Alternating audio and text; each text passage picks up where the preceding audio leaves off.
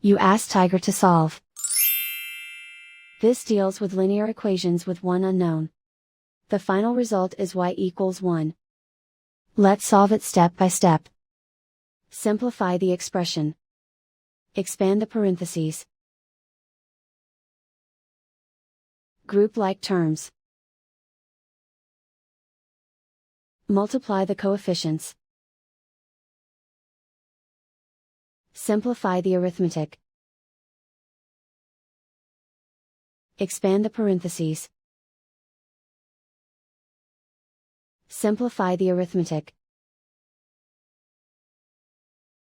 Group like terms. Multiply the coefficients.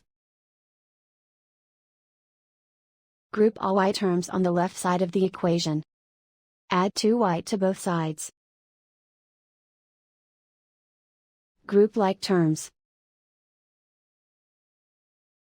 Simplify the arithmetic. Group like terms. Simplify the arithmetic. Group all constants on the right side of the equation. Subtract 12 from both sides. Simplify the arithmetic.